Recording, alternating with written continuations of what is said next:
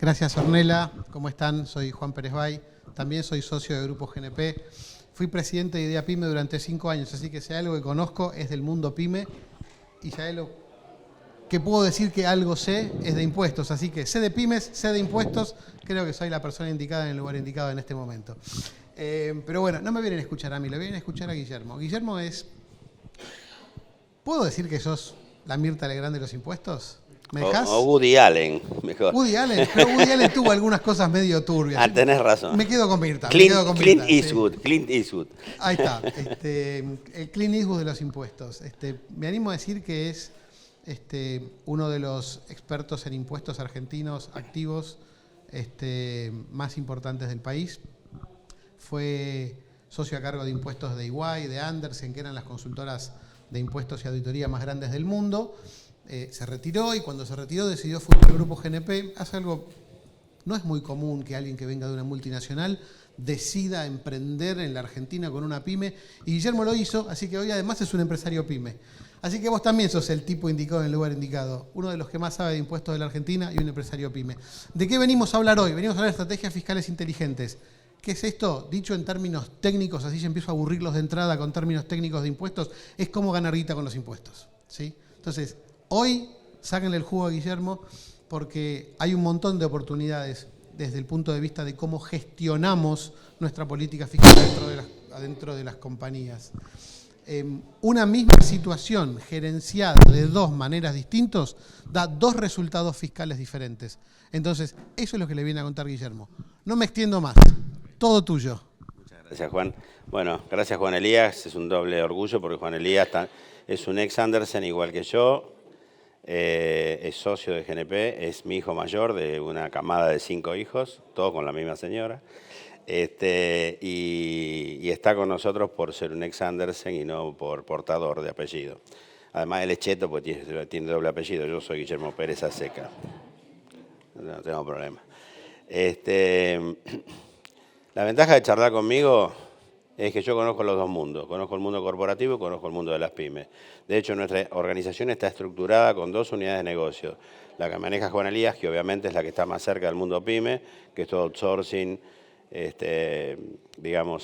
accounting, auditoría, y la otra área es consultoría, planificación estratégica, declaraciones anuales, litigio, aunque tratamos de ser más pediatras que médicos cirujanos. Nos gusta más prevenir que operar. No voy a tener tiempo para darles todo lo que tiene este contenido de esta charla. Esta charla es una charla que la cuidamos entre 10 candados porque tiene 50 años de experiencia metidas ahí adentro. Son casos de negocios, donde, como dijo Juan, por haber cambiado el negocio, se mejoró el impacto fiscal. ¿Qué significa ganar plata con los impuestos? Nuestro enfoque no puede competir contra el negro. Es imposible, el negro le gana a todos, ¿sí? Nuestro enfoque es, cuando ustedes tienen negocios mayoritariamente blancos, ganan 100 y saben que el fisco les va a sacar 35 y les quedan 65. ¿Cuál es el mensaje nuestro? Que en lugar de que esa tasa nominal y efectiva del 35 sea eso, sea menos. Con lo cual, si ustedes ganan 100 y en lugar de quedarse con 65, se quedan con 75, ganaron 10 puntos. La tasa efectiva de impuestos bajó del 35 al 25. Y acá hay 100 ejemplos de buenas prácticas, ya sea porque son prácticas que si no las aplico hoy, no las aplico nunca y pierdo, y ahí me gané el efecto fiscal. Otra es buenas prácticas en todos los rubros del balance, en definitiva en todas las operaciones que ustedes hacen, cuentas a cobrar, ventas, bienes de cambio, bienes de uso, provisiones, deben diferir utilidades, etc. Y la última, que es la más linda de todos y la que exige más creatividad, es cambiar el negocio para que el impacto fiscal sea diferente.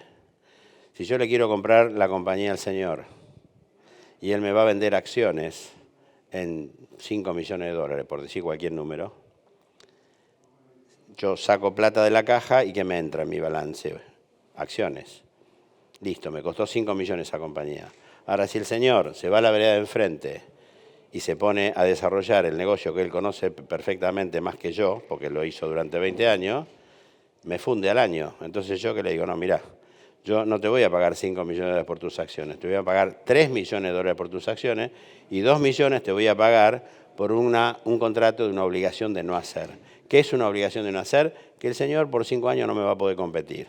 Y lo escribo de tal manera que es un costo hundido desde el momento 1. Si es un costo hundido, esos 2 millones son deducibles del impuesto a las ganancias. Si son deducibles del impuesto a la ganancia, me gano el 35%.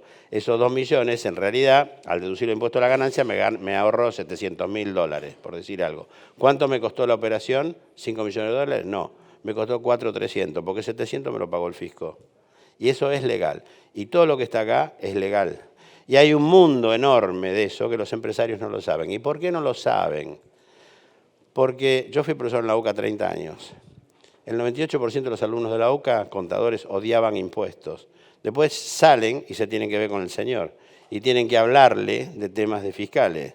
¿Y cómo le transmite sabiduría a ese señor que forma parte del 98% que odiaba los impuestos cuando los estudiaba? Es imposible brindar esa sabiduría que ese empresario necesita. Ese mundo ustedes no lo conocen. O ustedes sí que son maravillosos, conocen todo. Los de allá afuera no lo conocen. ¿Sí? Entonces, y ese mundo existe. Lo que pasa que lo conoce el 2% y que trabaja con este enfoque de negocio, que no es ningún mérito que nosotros trabajemos con ese enfoque de negocio, porque yo soy hijo y nieto de industrial. Con lo cual, a mí, Vilas tuvo mérito, que Vilas entrenaba. Y llegó a donde fue porque se entrenaba. Era un burro, pero se entrenaba y llegó a donde llegó. Bueno, el ADN que tengo yo por ser hijo y nieto industrial me vino dado, es un regalito que me dio la naturaleza. Entonces no hay mérito en eso. Pensar como piensa el Señor. Muchas veces, como impuesto no le gusta a nadie, no solamente a los estudiantes, sino a todo el mundo, yo esta primera parte hago una introducción macroeconómica. Esta charla tiene tres componentes. Bueno, yo empecé 10:45, Ornella, Sí, que hasta las 11:30 no paro. Dice que se van a querer quedar más, ese es el problema. Entonces no sé cómo vas a hacer para resolver el problema afuera. Es tu problema. ¿Cerramos con llave, Ornella? Dale. Bueno, yo hablo de la evolución macro y microeconómica de la Argentina y cómo esa evolución macro de la Argentina... ¿Alguno escuchó esta charla? La voy ayornando siempre, ¿no? Entonces hoy me voy a sentir Clint Eastwood de verdad. ¿Cómo impactó eso en la carga tributaria empresarial y social? Y después voy a hablar de cómo resolver el problema de esa carga tributaria en nuestras organizaciones o en nuestras personas. Legalmente, hay montones de mecanismos. Y repito, no puedo competir contra el negro, obviamente. Contra el negro es sin competir, porque es todo cero impuestos. ¿Ok? Bien. Argentina, a ver, voy a ver si lo puedo decir rápido esta parte, pero es muy linda y muy interesante. Yo creo que Argentina está como está porque jamás tuvimos un proyecto de país consensuado. Por lo tanto, nunca tuvimos políticas públicas alineadas con ese proyecto de país. Saben que hoy se habla de la famosa grieta, siempre hubo grietas, desde los unitarios federales, pasando por los conservadores y los radicales, pasando por el peronismo y el anteperonismo, y ahora por lo que estamos viviendo. Esa falta de país consensuado, porque en los países desarrollados que crecieron, puede haber distintas maneras de pensar, pero van todos para allá. Unos se pegan contra este guardarrail, otros se pegan contra este, pero van todos para allá. Yo he vivido de todo. He vivido cosas que este iba para acá, el nuevo venía para acá y chocaron. Bueno, eso generó que Argentina viviera en los últimos 120 años de historia con 28 crisis, una cada 4 años. Así que cuando hablen mal de ustedes, señores empresarios, digan que ustedes son héroes. Porque si están acá sentados y lograron estar después de vivir en los últimos 120 años con una crisis cada 5 años, vayan a decirle eso a un empresario de Europa o de Estados Unidos, que son todos gatos gordos. Además del 2011 que estamos estancados. Según el Foro Económico Mundial, en el índice global de competitividad, Argentina está casi última, 36 de 41. ¿Y cómo nos ayudan en incentivos para la inversión? Últimos, ceros, no nos ayudan nada. Señores empresarios, lo hacemos todo solo. Eso hizo que Argentina no creciera. Y como Argentina no creció, solamente hay 10 millones de personas en el sector privado que bancan a 47 millones de argentinos. Tenemos la pirámide invertida así, no como las de Egipto, que por eso duraron 5.000 años. Argentina es una pirámide así, que se balancea. todo el tiempo, porque abajo somos 10 millones que bancamos a 47 millones. Y de esos 47 millones, donde estamos los 10 nosotros, los privados, el Estado todos los meses pone 22 millones de mangos de cheque en jubilaciones, empleo público, que es el único que creció en los últimos 15 años, y subsidios, que también es lo único que creció.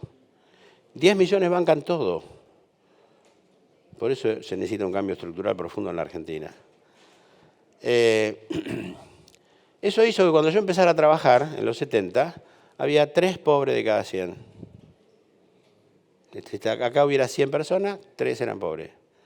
Ahora la mitad es pobre, la otra mitad no es pobre. Solamente en 40, 50 años de mayor distribución que generación de riqueza para poder distribuir. Porque como cada vez somos menos lo que generamos riqueza, cada vez hay menos para repartir. Es simple la cuenta. Además, estos son datos, yo no estoy haciendo política. El gasto público del 80 al 2002, más o menos, lo podría haber analizado para atrás, más o menos era un 20-25% del Producto Bruto. Siempre se mide todo contra el Producto Bruto.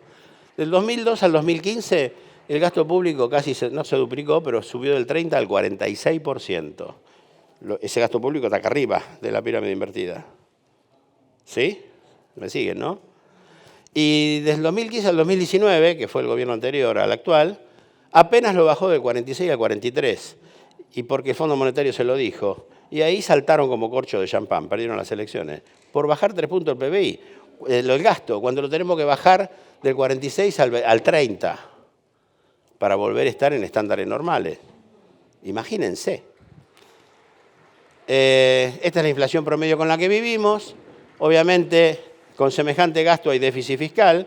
Y el déficit fiscal, que es más gastos que ingresos, ¿cómo se financia? En su casa, bueno, tratando de tener más empleo, qué sé yo qué. ¿El Estado cómo lo financia? Lo financia de 3 maneras. Con emisión monetaria, con mayor endeudamiento, para poder bancar el gasto, o con mayor recaudación. Con mayor recaudación, según el Banco Mundial, somos el país que tiene la carga tributaria más alta del mundo. Endeudamiento no nos presta ni el kiosquero de la esquina. Y con emisión monetaria estamos al borde de la hiperinflación. Tenemos un problema. ¿Qué quiere decir eso? Que hay que atacar el gasto. En calidad y en cantidad. Si no, no va. Pero la presión tributaria sigue, ¿no? Fíjense, nosotros analizamos la evolución del gasto, de la recaudación y del PBI desde el 2002 a la fecha, y en valores nominales el gasto y la recaudación subieron 100 veces. Pero el PBI, que es la riqueza que el país genera, o sea, el gasto subió 100 veces y la recaudación también, porque había que financiar el gasto. 97 en realidad, por eso hay déficit. Pero el PBI subió 64, la mitad. Cuando definimos la presión tributaria, ¿qué es la presión tributaria? La relación entre la recaudación tributaria y el PBI. Si el PBI creció a la mitad que la recaudación tributaria, ¿qué pasó con la presión tributaria? La presión tributaria aumentó en la misma proporción que esa situación. Entonces, la presión tributaria nacional y provincial, no está la municipal, ni seguridad social, ni nada, estaba en el 2021 al 31,5, no varió mucho en el 2022. Pero en Argentina no paga impuesto todo el mundo. Nosotros en Argentina tenemos, ahí donde dice LATAM, tenemos un 40% de evasión. Eso significa que la presión tributaria sobre la economía formal del impuesto nacional y provincial no es el 31%, es más del 50%. Porque de los 10 que hay, 4 no pagan impuesto, la presión tributaria sobre los 6 es 50%. A eso se enfrentan ustedes como empresarios, ¿sí? No ignoren este factor tan importante en la cuestión económica de su negocio. Yo sé que es aburrido hablar de esto, pero si lo ignoran, van a ver algo ahora inmediatamente que los va a sorprender. Bueno, esto generó todo este problema, ¿no? La alta presión tributaria impide, si tengo que pagar los impuestos, no tengo plata para invertir, no tengo plata para crecer, para ser competitivo, no crezco. Si no crezco, no genero empleabilidad. Por eso hay solamente 10 millones de empleados en el sector privado y no crece. Porque la guita se va en otro lado. Se van los impuestos, ¿sí? Y en resguardar los pocos pesos que pueden ahorrarse porque no creemos en el poder político. ¿Cuáles son las consecuencias de esa situación macro? Las consecuencias micro son, por un lado, en las empresas, 2/3 de la utilidad de sus empresas se van en la carga previsional impositiva, si tuvieran 100% blanco el negocio. Ahora se lo voy a demostrar con números. 2/3. Quiere decir que ustedes trabajan de enero a agosto para el Estado. Estamos en junio, nos falta un tiempo, seguimos trabajando para el Estado. Y a partir del 15 de agosto brindamos, más o menos me da 14 de agosto la cuenta, y empezamos a laburar para nosotros hasta fin de año. Por lo menos coincide con la primavera, que las chicas se ponen lindas y los varones, bueno, nunca vamos a ser lindos. A ellas les gustamos, pero no sé qué ven. A la carga tributaria formal se le suma el impuesto inflacionario de muy compleja gestión. Miren, este es el presupuesto de una compañía de consumo masivo líder en su rubro, de hace un tiempito. Bueno, esta empresa vendía 100, fabricaba, le quedaba un margen bruto de 24, un margen neto de 8,50 y le quedaba, después de pagar el impuesto a las ganancias, 5,50. Yo desagregué la carga tributaria y la carga previsional y me dio 9. O sea que ustedes trabajan todo el año, como animales, para vender 100, les queda 5,50, pero en el medio le pagaron 9 a los diversos estados provinciales, municipales y nacionales. 9 sobre 5,50 me da 164%. Eso en términos de tiempo es que trabajaron hasta agosto para los 9 y de septiembre a diciembre para los 5. Ahora, perdón la expresión, ¿cuánta pelota le dan ustedes a los 9 en su compañía? Porque ustedes están poniendo un ejército para esto, para lo de arriba, finalmente, y para lo del medio. Finalmente para quedarse con 5,50. Para esta batalla ponen todos los soldados que tienen. ¿Cuántos soldados ponen para batallar esto? ¿Qué recursos ponen para que esos 9 sean 7? O sean 0, exagerando, porque nunca van a ser 0. Nada. ¿Cuánto tiempo les tienen a hablar del tema? Muy poquito. A llorarlo sí, pero a hablarlo y a planificarlo, poquito. Esto lo digo con 50 años de experiencia, así que sé que es así. Bien, no se estoy retando, diviértanse un poquito. En los individuos es grave el tema. Porque Ornella cuando tiene que comprar esa hermosa blusa que tiene, o saquito, no sé, perdón. Bueno, no importa. Viene la oveja, ese que cría la oveja, le pasa todos los impuestos y cargas sociales al que lava la lana. Ese le pasa todos los impuestos y cargas sociales al que hace el hilo. Ese le pasa todos los impuestos y cargas sociales al que hace la tela. Ese, se me va a caer el escenario. Ese le pasa todos los impuestos y cargas sociales al que fabrica esa hermosa prenda que tiene puesta. Es el fabricante. Ese le pasa todos los impuestos de carga social al mayorista. Ese al minorista, viene Ornella y paga. ¿Qué paga? 100 pesos de precio y 80, 75 pesos de impuestos y cargas sociales trasladan en toda la cadena de distribución. ¿Por qué? Porque somos el país que tiene la presión tributaria más alta del mundo.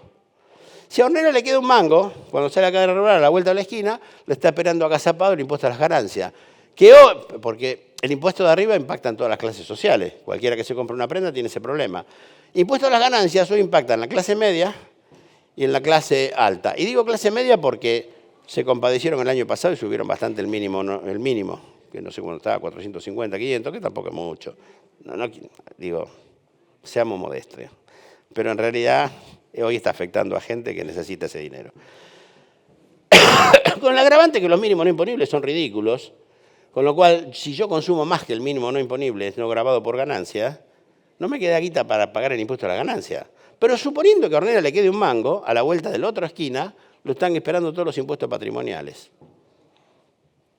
Que hoy lo paga la clase media-baja, porque los mínimos que hay son ridículos, los mínimos exentos, con tasas exorbitantes. En el mundo ese impuesto no existe o es del 0,25, como mucho algún loco el 0,50. Nosotros llevamos la tasa del 0,25 a fin del gobierno de Macri al 2,25 ahora, para bienes en el exterior y 1,75 bienes en el país. Una locura. A nivel de recaudación es el 1% del PBI, 1,5%, no sirve para nada, no resuelve las finanzas públicas y lo único que sirvió fue para que un montón de empresas, empresarios y talentos se fueran al exterior, que son lo que dan el laburo a los demás. Miren la aberración. Bueno, y después nos espera el impuesto inflacionario, que es el peor de todos los impuestos. Y pega en todos lados, sobre todo en la clase baja. Bueno, el sistema tributario nuestro es estrafalario, fue diseñado para todo el tiempo con parche para sostener un enorme gasto público y no aprovechando para generar inversión y empleabilidad, porque el sistema tributario, ¿qué es? Es un sistema para redistribuir el ingreso. Yo le saco un impuesto a Ornella para dárselo al señor. Y si el señor tiene una fábrica, voy a tratar de que, ok, yo te lo doy, pero con estas condiciones, y vos generás más empleo. Y así la gente vive mejor. Y la sociedad en su conjunto vive mejor. Hace muchos años, era muy jovencito, estuve en Nepal. El rey tiene un palacio que usted nunca vio una cosa igual. Y me tocó estar en casi todas las partes del mundo. Ahora, yo salí afuera y hay una pobreza infinita. Y digo, este tipo no puede ser feliz. Salvo que sea muy mala persona. Uno es feliz cuando a todos les va bien. Acuérdense en la época de los 90, cuando se privatizó todo. No hubo una red de contención social. ¿Quién no tenía un amigo, los más grandecitos, quién no tenía un amigo, un pariente que se había quedado sin trabajo?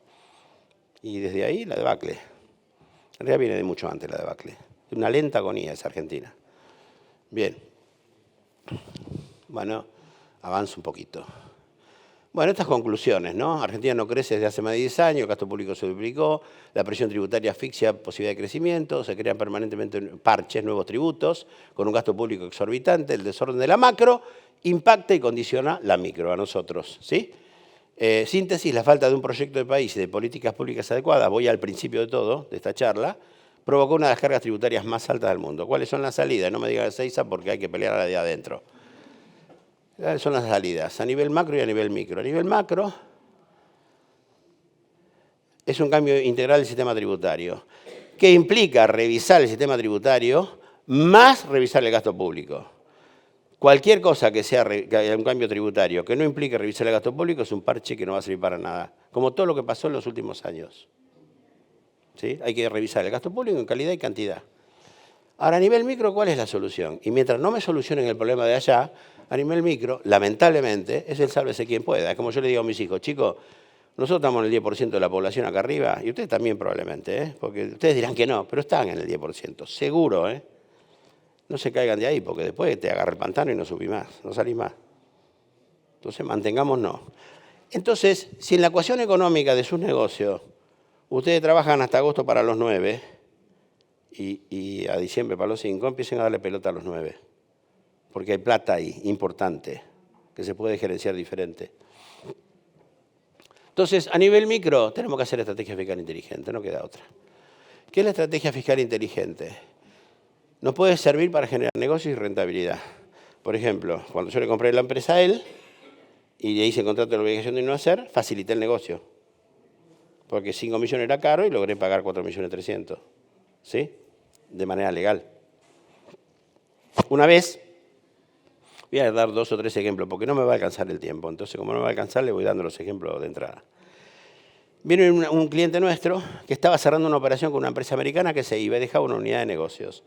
Le entregaba a mi cliente, esto hace como 4 años, 200 millones en cuentas a cobrar, 200 millones en bienes de cambio, en inventarios, mercadería, y 200 millones en equipamiento, bienes de uso.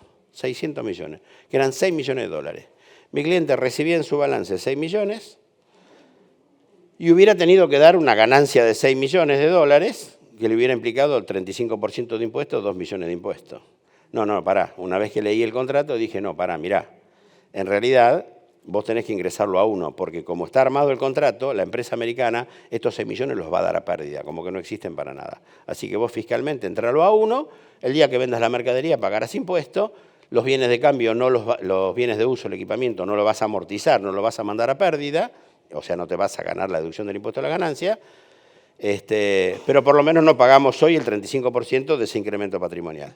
Pero el problema no estaba ahí, estaba trabada la operación, porque no me habían llamado de entrada, lo habían querido hacer con el abogado, y estaba trabada la operación. Del lado del vendedor, el asesor era EY, mi ex estudio donde yo había sido socio a cargo, así que me facilitó la cosa.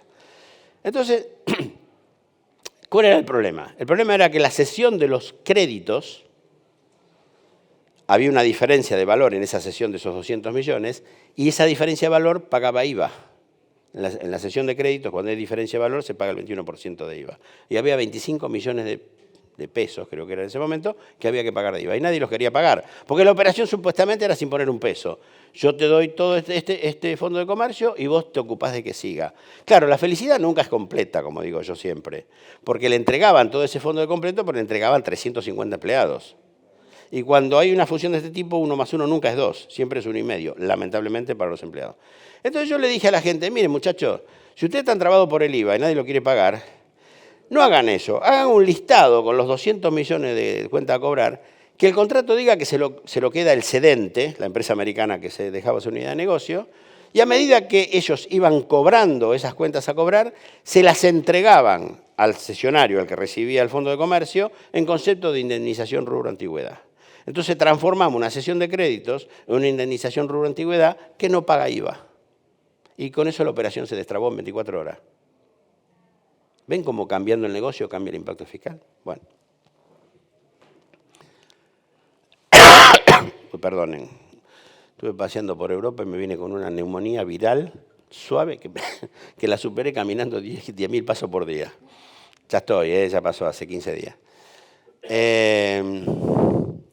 De esto se trata, de optimizar la carga tributaria, de mejorar la rentabilidad y reducir el impacto negativo de la inflación. Bueno, ¿por qué se ignora? Y por todos estos motivos. Por todos estos motivos. Por falta de conocimiento, porque los impuestos no les gustan a ustedes, porque se considera un gasto no gerenciable. Esto es un terrible error. Esto es un terrible error. Este es un gasto gerenciable y se los voy a demostrar con 2 o 3 ejemplos más, en función al tiempo que me queda. Por comodidad, porque claro, si no me gusta, no me va a gustar hablar. Estoy más cómodo no hablando. En definitiva, porque no está instalada la conciencia tributaria en la organización. Si ustedes tienen instalada la conciencia tributaria en la organización, antes de cerrar un negocio y de apurarse a firmar el contrato, el de ventas o el gerente general o el dueño, che, a ver, ¿nos conviene fiscalmente o no? ¿Cómo nos impacta? Y esto impacta en todos los rubros del negocio de la empresa. Esto es lo que quiere el señor que tiene una empresa. Él quiere maximizar su resultado contable y minimizar su resultado impositivo. Eso es lo que quiere cualquier empresario. Digamos, a ver si la emboco con el cosito este. Él quiere maximizar el resultado contable y minimizar el impositivo. ¿Esto qué es? Esta es la típica declaración de impuesto a las ganancias. Se parte el resultado contable del balance, se le suman y se le restan ajustes que define la ley de impuesto a las ganancias y se llega al resultado impositivo y sobre eso se paga el 35%. Ahora él, que es muy inteligente, me dice, vos me estás engrupiendo, porque si el resultado impositivo deriva del resultado contable, jamás voy a lograr esto, que es maximizar el resultado contable y minimizar el impositivo, porque este depende de este. Bueno, craso error. Sí hay situaciones posibles donde se llega al paraíso, esto yo lo llamo el paraíso. Hay 3 situaciones posibles. Una situación es la pésima, otra la segunda mejor y la última es la óptima. Y ahí tenemos el resultado contable impositivo. Vamos a un ejemplo de la situación pésima. Ustedes no trabajaron con proactividad, no trabajaron con planificación. Trabajaron corriendo al contador al cierre del año para que les dé el balance para poder hacer la declaración jurada a los 5 meses después del cierre y el contador no se lo da. Pasa eso en la vida. No debería pasar. El contador los tendría que correr a ustedes haciendo planificación antes del cierre del ejercicio. Y usted tendría que tener buenos sistemas de información para darle al contador esa información para que el tipo pueda meter toda su creatividad, si es que la sabe, antes del cierre. No todos la saben, porque forma parte de ese lote del 98% que odiaba los impuestos. Y es difícil meterse en un tema así cuando no te gusta. También hay que entenderlo. Además, el contador freelance, a ver, yo también les reconozco que tiene que saber un poquito de legal, un poquito de contabilidad, un poquito de previsional, un poquito de laboral, un poquito de IGJ, un poquito de impuestos, y cuando tienen que ir a las oscuras aguas profundas del Titanic de los impuestos, y no pueden, porque no le dan las 24 horas. Bien, situación pésima, no trabajamos con proactividad, viene el auditor y lo agarra el contador del señor y le dice, pasé por el almacén, te voy a hacer una previsión para obsolescencia de inventario. ¿Eso qué significa? Pérdida contable de 12 millones por obsolescencia de inventario, no deducible impositivamente. Acuérdense que si me lo deduzco impositivamente me gano la tercera parte, el 35%. Estoy en el peor de los mundos, porque tengo pérdida contable, acuérdense el objetivo de él, que era maximizar la utilidad contable para arriba y bajar el resultado impositivo para pagar menos impuestos. Acá está el peor de los mundos, porque se le achicó la utilidad contable en 12 millones, no lo deduzco impositivamente, los bancos enojados, el accionista enojado, los proveedores dicen, uy, te se va al tacho, los clientes también, ¿sí? ¿Qué pasa si hubiéramos trabajado con proactividad? ¿Cómo te llamas vos? Rodrigo. Viene Rodrigo y me dice, mira, Guillermo, estamos antes que venga el auditor. Entonces, o el contador certificante. Y me dice, che, Guillermo, estas computadoras no se las vamos a vender a nadie. Mira la tierra que tienen, son del año 2000, qué sé yo. A veces decía Commodore, pero no lo quiero decir para no delatar tanto la edad, ¿viste? Sí. Entonces, bueno, está bien, vamos a hacer una previsión para obsolescencia de inventario. ¿Vos cómo te llamas? Maxi, Rodrigo y Maxi. Bien. Entonces, Maxi hace la previsión para obsolescencia de inventario y la calcula en 9 millones de pesos. Él la calcula en 9 millones de pesos. ¿Por qué? Porque no es algo exacto una previsión para obsolescencia de inventario, es un cálculo, ¿sí?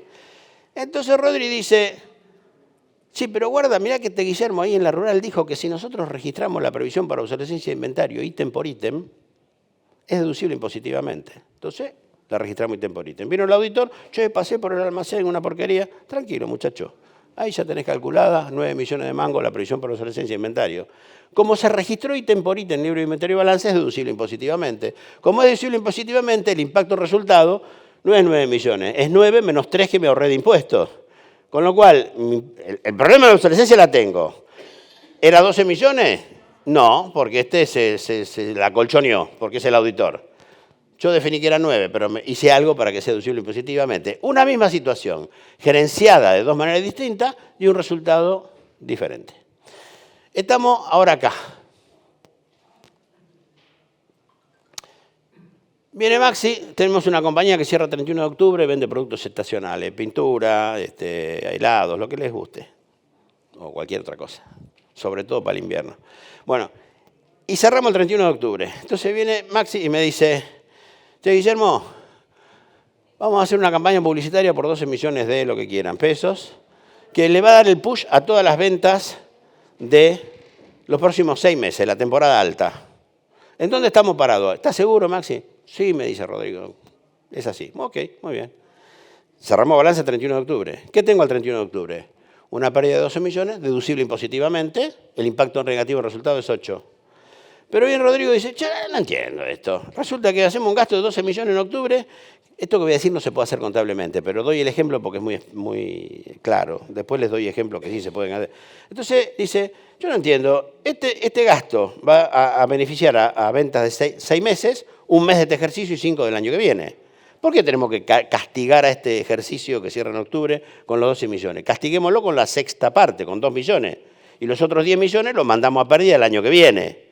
¿Cómo se hace eso contablemente? Se sacan esos 10 millones de pérdida y se ponen en el activo como si fueran una maquinaria. Yo hablo partiendo de la base que no está lleno de contadores. Así que si hay algún contador, disculpa. Entonces ¿qué pasa ahí? Ok, vamos a hacer eso. Entonces, ¿qué pasa ahí? Estoy con todo.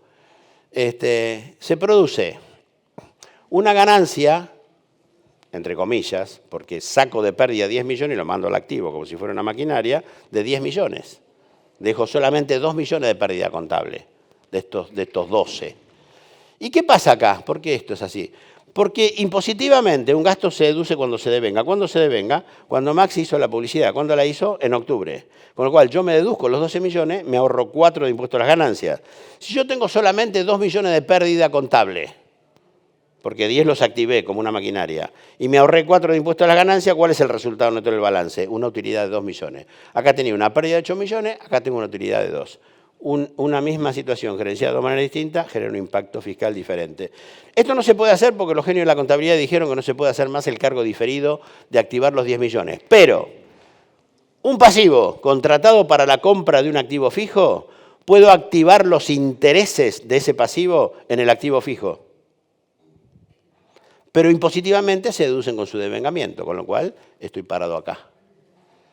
Gasto de organización y desarrollo. Se pueden activar contablemente en hasta 5 ejercicios, los puedo mandar a pérdida en el año. Compra de una maquinaria nueva. ¿Cómo la mando a pérdida? A través de una cosa que se llama la amortización. O sea, compro una maquinaria en $1.000.000, una maquinaria es un gasto, que al cabo de 10 años no vale nada. Lo que pasa es que me la dejan activar porque la voy a usar 10 años. ¿Cómo la mando a pérdida? A través de la amortización, en $1.000.000 por año. Contablemente, vamos a suponer que cierro en diciembre, la traje el 28 de diciembre, el 31 de diciembre, la habilité ahí. Contablemente, ¿cuánto lo amortizo? Un día, porque la contabilidad me lo permite. Impositivamente, ¿cómo lo amortizo? El año completo, el $1.000.000. Me ahorré $300.000. Y entonces no tengo pérdida contable, porque no tengo amortización contable, pero tengo amortización impositiva. Vendo un bien de uso, tendría que pagar impuesto a las ganancias, pero esa utilidad de la venta del bien de uso, que es de $1.000.000, que hubiera pagado 300.000, lo deduzco del costo del nuevo bien, que vale 2 millones, y en lugar de amortizar 200.000 por año, voy a amortizar 100.000. Con lo cual, ¿cómo termino pagando ese millón? A través de la menor amortización del nuevo bien. Entonces estoy en esta situación. Bueno, yo tengo muy poquitos minutos más, ¿no? ¿Cuánto me queda? 10 minutos. Bueno, la estrategia fiscal necesita una metodología eficaz, enfoque de negocio y valores actitudinales. Los valores actitudinales son todos estos, que es lo que marca la diferencia, ¿sí? Enfoque de negocios, proactividad, aptitud en el encuadre de negocio, conocimiento de la industria. Yo a mi gente le digo, cuando toman un negocio nuevo, ustedes tienen que saber más que el empresario. Yo atendía a todas las petroleras, inclusive me tocó hacer la privatización de YPF. Iba por la ruta y veía esos tanques de almacenamiento que están al lado de la cigüeña, y en una época había una desgravación para la inversión en maquinaria afectada al proceso industrial. Y proceso industrial, desde el escritorio del centro cómodo, estaba definido como cuando la materia prima entraba de una manera y salía de una manera diferente. Un poquito más ortodoxo, pero estaba definido así. Entonces, ¿yo qué hacía? Me desgrababa. ¿Qué es desgrabar? Me deducía 2 veces la amortización más la desgravación de la maquinaria, de los fierros que iban a la refinería, porque ahí entraba el crudo y salía la nafta, o lo que sea. Pero no me desgrababa los tanques de almacenamiento, hasta que fui a Comodoro Rivadavia y me explicaron que en Argentina hay recuperación secundaria. Se inyecta agua, sale el aceite, el crudo, junto con el agua y los minerales, van a ese tanque de almacenamiento que vemos en la ruta, por un proceso de decantación, el agua y los minerales van a un lugar, y el aceite bituminoso, el crudo, se llama así, va a otro, el agua, vaya a saber dónde la tiraban, y el aceite bituminoso iba a la refinería. ¿Qué había ahí en términos fiscales? Un proceso industrial con ese tanque de almacenamiento. Me desgrabé todos los tanques de almacenamiento. Eso, si uno conoce la industria y se toma el trabajo de ir a Comodoro Rivadavia, que en esa época no había tantos vuelos. Bien, ¿por qué hay que trabajar con management alineado en sintonía y instalar el concepto de trabajo en equipo? Porque Messi la única vez que pudo ganar un campeonato mundial fue cuando tuvo un equipo, porque Messi solo no lo puede ganar. Si yo fuera Messi, que no lo soy, y ustedes están ahí, yo le voy a hacer 4 o 5 goles al principio, pero después, si ustedes son 11 que la tocan, me voy a cansar, me van a ganar. Nadie le gana a un equipo. Ninguna empresa es más grande que el líder que la dirige ni que la gente que la compone. La diferencia la hace la gente. Porque vos podés tener una Ferrari, yo una Ferrari, va a ganar el que maneje mejor. Porque la tecnología nos equiparó a todos.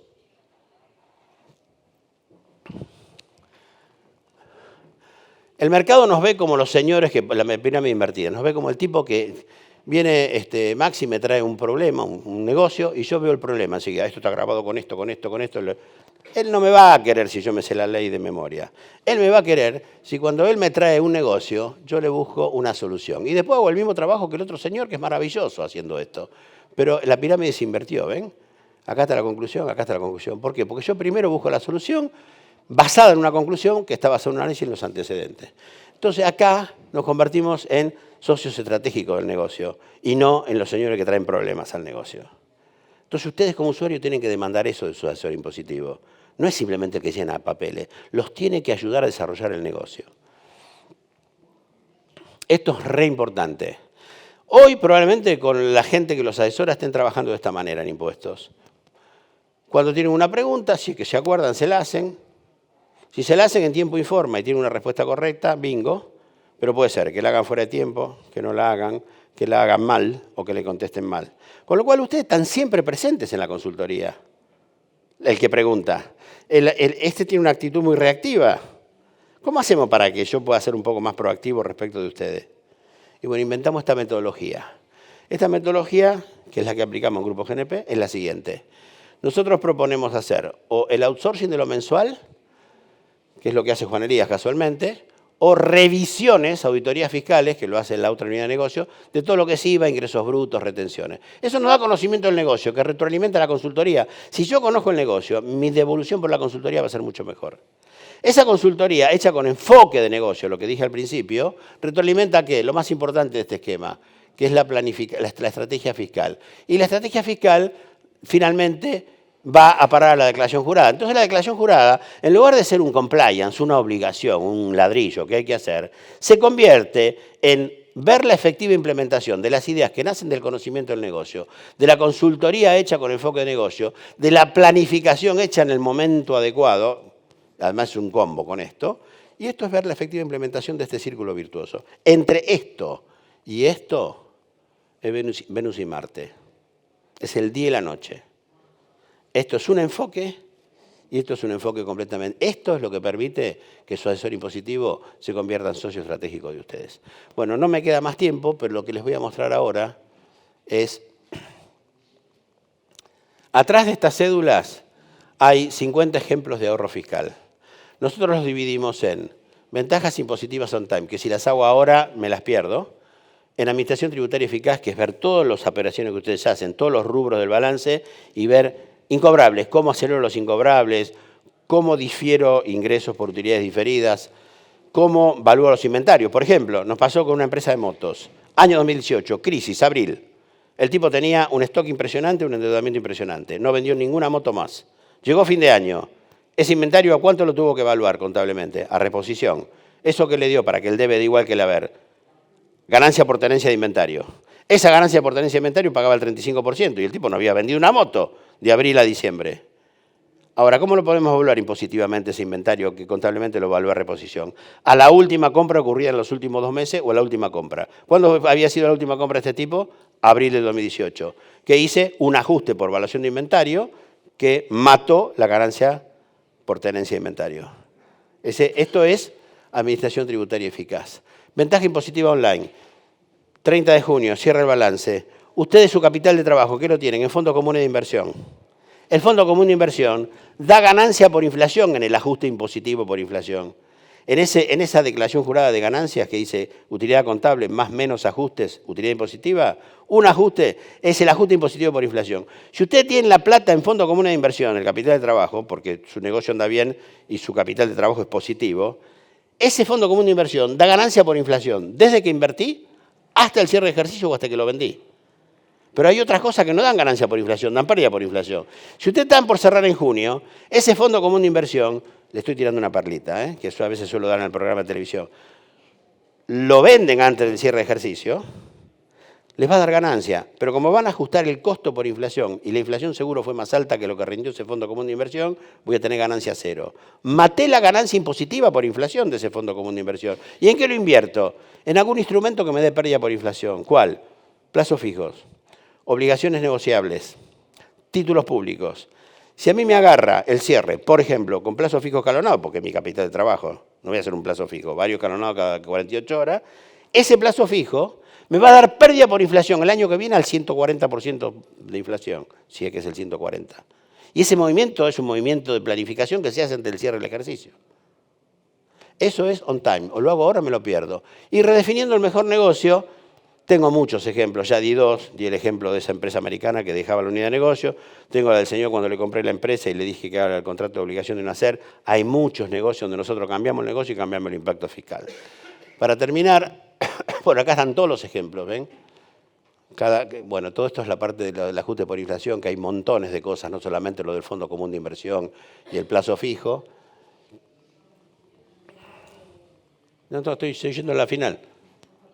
Sí, estoy yendo a la última, al cierre.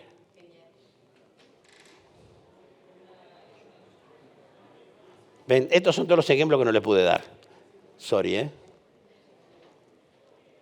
Bueno, reflexiones. Los impuestos a través de la estrategia fiscal es vital para generar negocio y rentabilidad. Espero que se hayan convencido.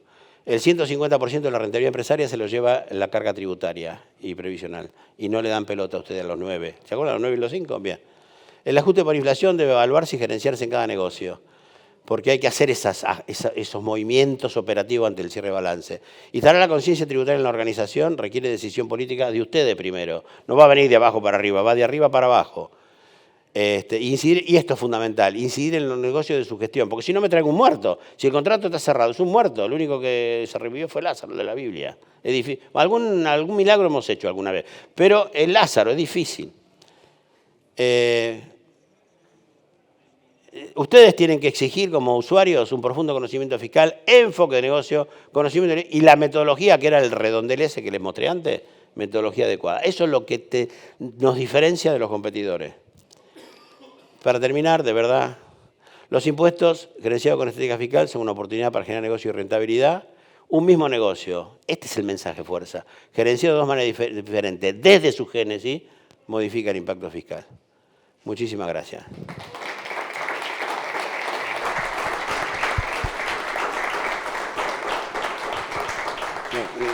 No hay tiempo para preguntas, ¿no? Sí, igual suelen no haber preguntas, pero...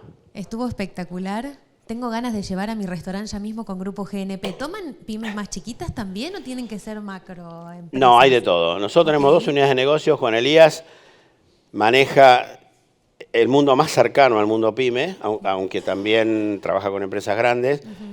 ¿Por qué? Porque él hace todo lo que es mensual, él hace todo lo que es